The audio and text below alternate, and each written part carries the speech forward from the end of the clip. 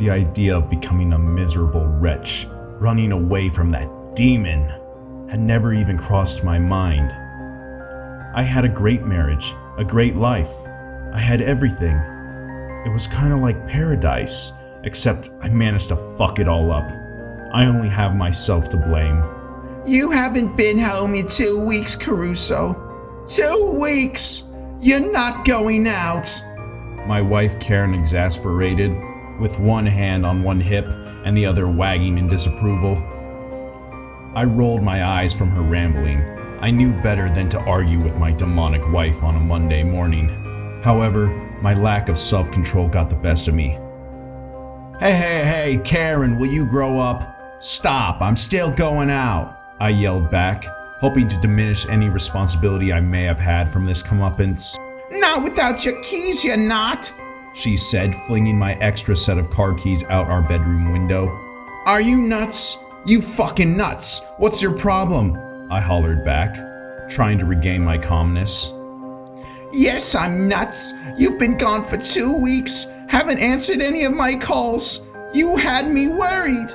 Something's going on, Karen yelled back. I began to feel frustration generating within me. She's right.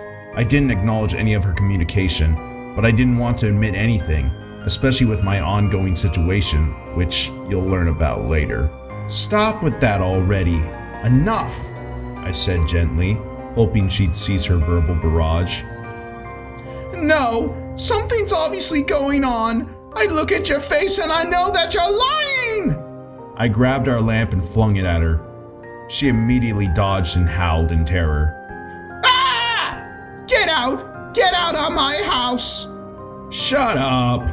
I sneered back casually in the most snarky tone I could muster, followed by my eyes rolling. As I headed out the door, Karen still kept bugging me.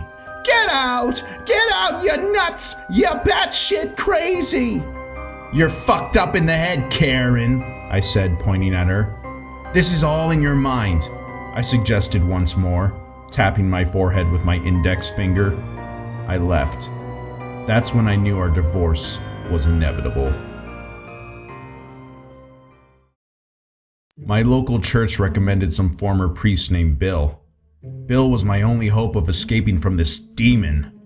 The only trouble was, Bill was a disaster. This guy could seriously fuck up a cup of coffee.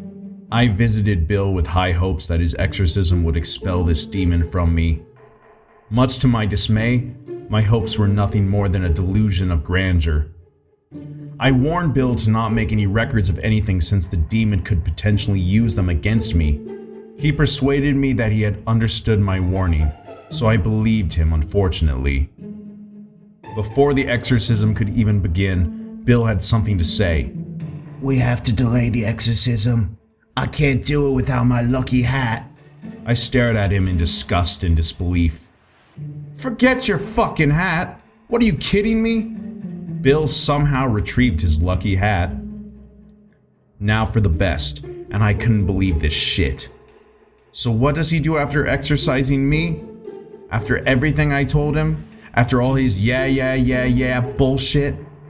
Bill made records during the exorcism. The demon manifested itself anthropomorphically, devoid of any humanity. Look at this. Thank you so much, Bill. How considerate of you, said the demon, mocking Bill, generously raising a stack of papers containing every personal detail about my very life. Those are my mother's books, Bill said, attempting to keep the demonic deity at bay, but ultimately failing. What a fucking balloon head.